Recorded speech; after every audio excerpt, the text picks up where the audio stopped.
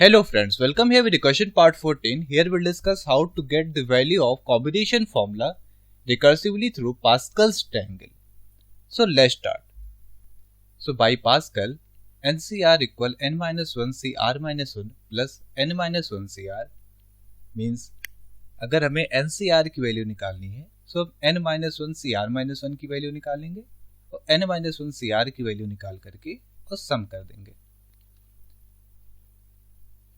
तो जैसे यहाँ 4,2 की अगर वैल्यू निकालनी है मीन्स 4C2 की वैल्यू निकालनी है, सो हम n-1 CR-1 means 4 1 3 R-1 1 means 2 1 1, सो 3C1 की वैल्यू और 3C2 की वैल्यू मीन्स NCR 3C2 इन दोनों की वैल्यू का सम करके और हम प्लस कर देंगे।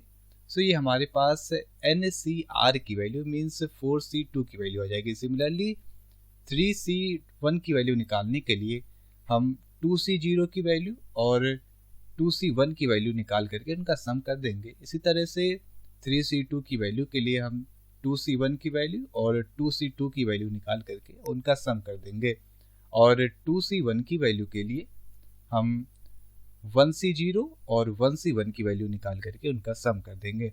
अब हमें पता है कि अगर हमारे पास R 0 हो जाता है तो उसका रिजल्ट हमारा 1 होता है। सो यहाँ पे 2C0 की वैल्यू हमारे पास 1 हो जाएगी, 1C0 की वैल्यू हमारे पास 1 हो जाएगी और अगर हमारे पास N और R इक्वल हो जाते हैं तो उनकी भी वैल्यू 1 ही आती है। सो यहाँ पे 1,1 मीन्स 1C1 की वैल्यू और 2C2 की वैल्यू हमारे पास 1 आ जाएगी।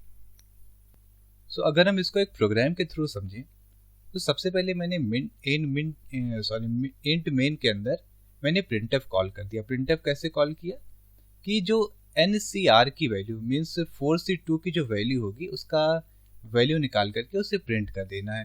तो इसने सबसे पहले 4C2 को कॉल कर दिया मीन्स C4,2 फंक्शन को कॉल कर दिया। तो इसका मतलब ये हुआ कि हमारे पास 4,2 का एक एक्टिवेशन रिकॉर्ड हमारे स्टैक में पुश हो जाएगा, जो कि यहाँ पे हो चुका है। अब यहाँ पे हमारे पास N की वैल्यू 4 और R की वैल्यू 2 आ चुकी है। तो यहाँ पे कंडीशन चेक हुआ। कंडीशन क्या चेक हुआ कि अगर R की वैल्यू 0 है, अगर R की वैल्यू 0 है या फिर N की वैल्यू R है, N की वैल्यू R है मीन्स दोनों वैल्यू अगर सेम है तो ऐसी कंडीशन में हम हमेशा 1 प्रिंट कर रहे होंगे। सो यहाँ पे N की वैल्यू हमारे पास 4 है और R की वैल्यू हमारे पास 2 है। कंडीशन फॉल्स हो गया। कंडीशन फॉल्स होने के बाद में अभी एल्स पार्ट में आ गया। एल्स पार्ट में आने के बाद में इसने C फंक्शन को, कॉम्बिनेशन फंक्शन को n-1 R-1 के साथ में कॉलिंग कर दी। n-1 R-1 का मतलब हो गया कि अब इसने 3,1 के साथ में कॉलिंग कर दी। तो यहाँ पे हमारे स्टैक में अब 3,1 का एक एक्टिवेशन रिकॉर्ड पुश हो जाएगा। 3,1 का मतलब हुआ कि N की वैल्यू हमारे पास 3 है और R की वैल्यू हमारे पास 1 है। सब यहाँ पे कॉलिंग हो गया है। तो कंडीशन चेक हुआ, R = 0 कंडीशन फॉल्स, या फिर N = R कंडीशन भी फॉल्स हो गया। सो ऐसे कंडीशन में वो एल्स पार्ट में आएगा। एल्स पार्ट में आने के बाद उसने फिर से C को कॉल किया, किस वैल्यू के साथ में n-1, R-1 means 3 1 means 2, 1 1 means 0 के साथ भी कॉलिंग कर दी मीन्स 2C0 को अब ये कॉल करेगा। तो 2C0 को कॉल करने का मतलब हुआ कि N = 2 और R = 0 का एक एक्टिवेशन रिकॉर्ड हमारे स्टैक में पुश हो गया होगा, जो कि यहाँ पे N = 2 और R = 0 का एक्टिवेशन रिकॉर्ड दिख भी रहा है। अब कंडीशन चेक हुआ। कंडीशन क्या चेक हुआ कि क्या हमारा R = 0 है? बिल्कुल R = 0, कंडीशन ट्रू हो गया। सो इसने रिटर्न कर दिया 1 मीन्स यहाँ से हमारे पास वैल्यू आ चुकी है 1। जो यहाँ से हमारे पास वैल्यू आ चुकी है और इसने रिटर्न भी कर दिया। रिटर्न कैसे किया? इसने अपने पेरेंट के पास रिटर्न किया है। सो ऐसी कंडीशन में जो हमारा स्टैक था वो अभी एक नंबर पॉप आउट कर देगा। सो यहाँ से 2,0 हमारा पॉप आउट हो चुका है। अब स्टैक के टॉप में क्या है? 3,1। सो हमारा कंपाइलर 3,1 के पास से पहुंच जाएगा। 3,1 के पास आ गया। अब इसने क्या किया?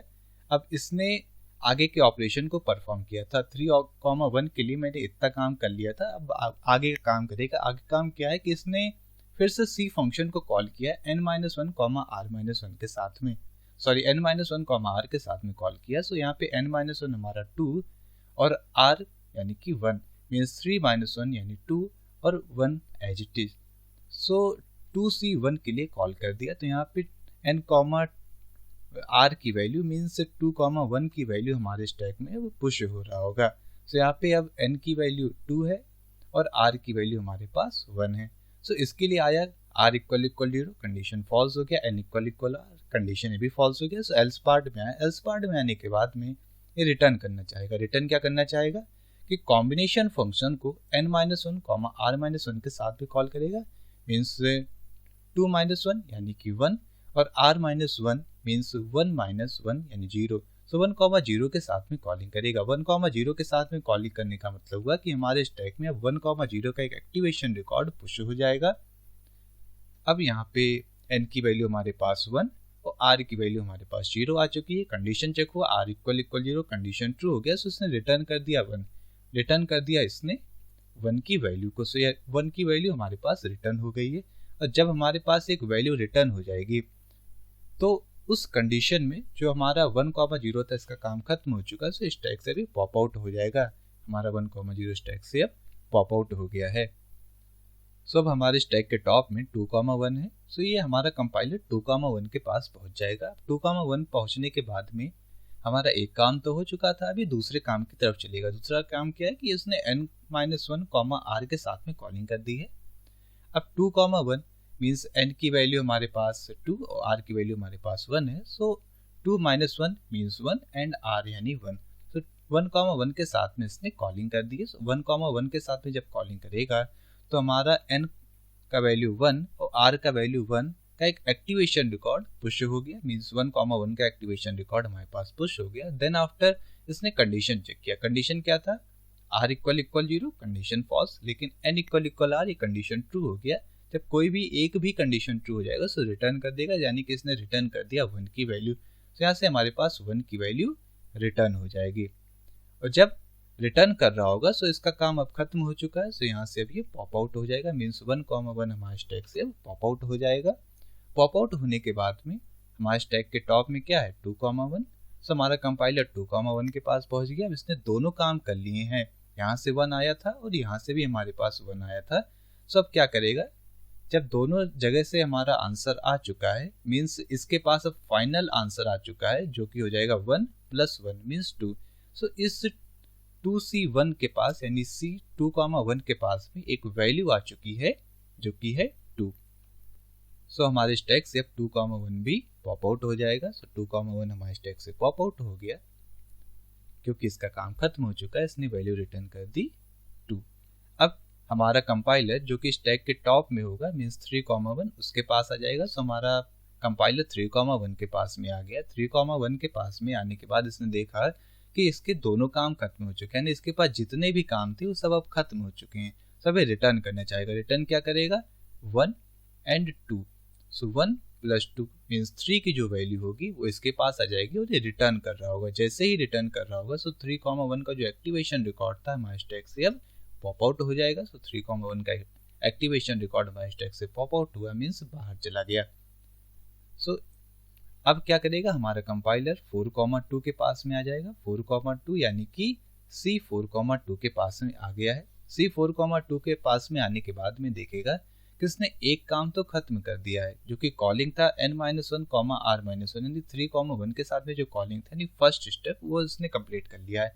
अब इस सेकंड स्टेप पे आएगा। सेकंड स्टेप में क्या है कि फिर से कॉलिंग करेगा, किस वैल्यू के साथ में, n-1 मीन्स 4-1 यानी 3, r, r के हमारे पास 2 यानी 3,2 के साथ में कॉलिंग करेगा। जैसे 3,2 के साथ में कॉलिंग करेगा सो n = 3 एंड r = 2 का एक्टिवेशन रिकॉर्ड हमारे स्टैक में पुश हो जाएगा, यानी कि यहाँ पे n की वैल्यू 3 एंड r की वैल्यू 2 आ चुकी है। कंडीशन चेक हुआ, r = 0, कंडीशन फॉल्स हो गया, n = r, कंडीशन फॉल्स हो गया। सो ये एल्स पार्ट में आ जाएगा। एल्स पार्ट में आने के बाद में देखेगा कि इसने कॉलिंग करी है, किस चीज की कॉलिंग करी है, C n-1 मीन्स 3-1 यानी कि 2, r-1 मीन्स 2-1 यानी कि 1 के साथ में, यानी 2,1 के साथ में ये कॉलिंग कर रहा होगा। तो जब 2,1 के साथ में कॉलिंग कर रहा होगा मीन्स यहाँ पर, तो हमारा एक एक्टिवेशन रिकॉर्ड में 2,1 पुश हो जाएगा। अब यहाँ पे हमारे n की वैल्यू 2 और r की वैल्यू 1 आ चुकी है। कंडीशन चेक हुआ, कंडीशन फॉल्स हो गया।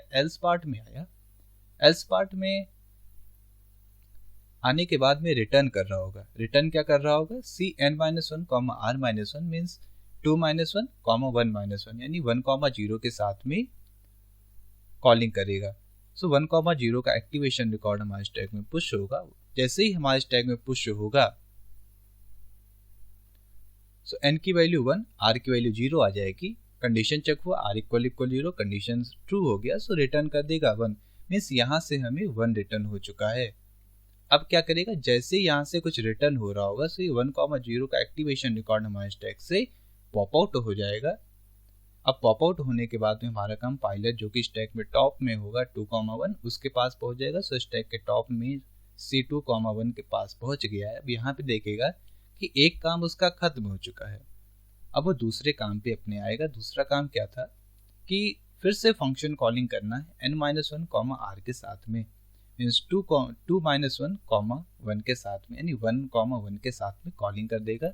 सो 1, 1 का एक्टिवेशन रिकॉर्ड हमारे स्टैक में पुश हो जाएगा। अब कंडीशन चेक हुआ, कंडीशन क्या था, r = 0, कंडीशन फॉल्स हुआ, but n = r means 1 = 1, condition true हो गया। जैसे ही कंडीशन ट्रू हो गया सो इसने रिटर्न कर दिया 1, मीन्स हमारे जो C1, 1 की जो वैल्यू थी वो 1 अब रिटर्न हो रही होगी। जैसे ही रिटर्न हो रही होगी सो 1, 1 का जो एक्टिवेशन रिकॉर्ड था हमारे स्टैक से पॉप आउट हो जाएगा। अब हमारा कंपाइलर कहाँ पे जाएगा, 2, 1 के पास पे, मीन्स यहाँ पर आ चुका है। अब यहाँ पे आने के बाद देखा कि सारे काम खत्म हो चुका है, अब रिटर्निंग का काम बाकी है। सो रिटर्न क्या करेगा, जो दो वैल्यूज आई हैं इनका सम, मीन्स यहाँ से जो 1 आया था और यहाँ से जो 1 आया था, इन दोनों का सम करके रिटर्न कर देगा। मीन्स 1 + 1 यानी 2 का जो वैल्यू होगा वो भी रिटर्न कर रहा होगा। जैसे ही रिटर्न कर रहा होगा तो 2, 1 का एक्टिवेशन रिकॉर्ड पॉप आउट हो जाएगा। सो हमारा कंपाइलर 3, 2 के पास में आ जाएगा, क्योंकि हमारे स्टैक में अब 3, 2 टॉप में है। सो 3, 2 पे आने के बाद में देखेगा कि हमारा एक काम तो अब खत्म हो चुका है, जो कि ये वाला काम था। अभी सेकंड काम पे आएगा। सेकंड काम क्या था इसका कि 3 - 1 मीन्स 2, r यानी 2, तो 2, 2 के साथ में कॉलिंग करेगा। जैसे 2, 2 के साथ में कॉलिंग कर रहा होगा सो हमारे स्टैक में अब 2, 2 का एक्टिवेशन रिकॉर्ड पुश हो जाएगा। मीन्स यहाँ पे n की जो वैल्यू है वो हमारे पास 2 और r की वैल्यू हमारे पास 2 हो गई है। सो यहाँ पे n = r वाली कंडीशन ट्रू हो गई, सो रिटर्न कर देगा 1, मीन्स यहाँ से रिटर्न हो रहा होगा 1 और यहाँ से भी ये रिटर्न कुछ ना कुछ कर ही दिया था जो कि था 2। सो यहाँ से 2, 2 का एक्टिवेशन रिकॉर्ड अब पॉप आउट हो गया। सो हमारा कंपाइलर 3, 2 के पास में आ जाएगा। 3, 2 के पास में आने के बाद इसने देखा कि जो दोनों वैल्यू थी वो तो इसके पास अब आ ही चुका है, यानी कि इसने सारे अपने वर्क थे वो खत्म कर लिए हैं। अब सिर्फ एक काम बाकी है इसका, जो कि है समेशन का, मीन्स इन दोनों का समेशन करके वे रिटर्न करना चाह रहा होगा। सो रिटर्न क्या करेगा, यहाँ से वैल्यू आई थी 2, यहाँ से वैल्यू आई है 1, मीन्स 2 + 1 यानी कि 3 अभी रिटर्न कर रहा होगा अपनी पेरेंट को। सो इसने 3 रिटर्न कर दिया और रिटर्निंग टाइम पर ही जो हमारा एक्टिवेशन रिकॉर्ड था 3, 2 का वो पॉप आउट हो जाएगा। सो यहाँ से हमारे पास रिटर्न हुआ है 3, यहाँ से भी हमारे पास रिटर्न हुआ है 3। सो अब जब ये दोनों रिटर्न कर रहे होंगे और C4, 2 के पास में एक वैल्यू आ रही होगी जो कि वैल्यू होगी इन दोनों का समेशन। सो 3, 3 का जो वैल्यू है मीन्स 6 वो अब इसके पास आ चुका है। सो यहाँ से अब वैल्यू 6 आ चुकी है। सो अब ये भी रिटर्न कर देगा। किसे रिटर्न करेगा, सो आंसर अब इसका तो कोई पेरेंट है नहीं, सो अब ये बाहर आ जाएगा फंक्शन से और उसी टाइम पर ही 4, 2 का जो एक्टिवेशन रिकॉर्ड था ये भी अब पॉप आउट हो जाएगा। सो हमारे मेन फंक्शन में अब C4, 2 की एक वैल्यू आ चुकी है जो कि होगी 6। सो ये प्रिंटफ कर देगा 6 की वैल्यू को। सो इस तरह से हम पास्कल्स ट्रायंगल का यूज करके और बड़े ही आराम से रिकर्सिव मेथड से NCR की वैल्यू मीन्स कॉम्बिनेशन फॉर्मूले की वैल्यू निकाल सकते हैं। तो अगर हम एक बार जल्दी से इसको देख ले तो इसने क्या किया, 4, 2 की वैल्यू कैसे मिली थी इन दोनों के समेशन के साथ में। सो इसने इसको कॉल किया। अब इसने क्या किया, इसकी वैल्यू के लिए इसने अपने दोनों चाइल्ड फंक्शंस को कॉल कर दिए। अब यहाँ से वैल्यू 1 आ चुकी लेकिन इसके पास वैल्यू नहीं थी। सो इसने क्या किया, अपने चाइल्ड्स को कॉल किया। सो यहाँ से वैल्यू 1 रिटर्न हुई, यहाँ से वैल्यू 1 रिटर्न हुई। अब इसके पास वैल्यू आ चुकी है 2। सो इसने क्या किया, 2 को इधर रिटर्न कर दिया, इसने 1 को रिटर्न किया होगा। सो यहाँ से 1 + 2 यानी कि 3 इसके पास आ चुका है। अब ये रिटर्न कर रहा होगा जो वैल्यू है 3 इसको। अब ये क्या करेगा, ये इसके पास कॉल करेगा, मीन्स 3,2 के पास कॉल करेगा, बट इसकी वैल्यू पता नहीं है, सो ये अपने चाइल्ड्स के पास कॉल करेगा। सो इसने क्या किया, इसको जब कॉल किया सो यहाँ से फिर इसने इसको कॉल किया और इसको कॉल किया, और यहाँ से वैल्यू 1 और 1 मिल गई, मीन्स इनका जो समीशन होगा वो यहाँ से रिटर्न कर रहा होगा। इसका मतलब 2 इसने यहाँ से रिटर्न कर दिया, और उसके बाद में ये इसको कॉल करेगा, मीन्स 2,2 को कॉल करेगा, और यहाँ से जो वैल्यू होगी 1 वो रिटर्न हो जाएगी। सो ये क्या करेगा, इसके पास 2 वैल्यूज आ चुकी हैं जो कि होंगे 2,1। सो इन दोनों का समेशन करके ये अपने पेरेंट को रिटर्न कर देगा। सो यहाँ से वैल्यू रिटर्न हो चुकी है 3 और यहाँ से वैल्यू रिटर्न हो चुकी है 3। सो फाइनली इसके पास वैल्यू आ चुकी है 6। अब क्योंकि अब इससे रिटर्न करने को तो आगे कुछ है नहीं, सो अब ये हमारे फंक्शन से बाहर आ जाएगा। फंक्शन से बाहर आने के बाद में अब मेन फंक्शन में आएगा, मेन फंक्शन में वैल्यू को प्रिंट कर देगा। So that's all about value of combination formula through Pascal's triangle. Thank you.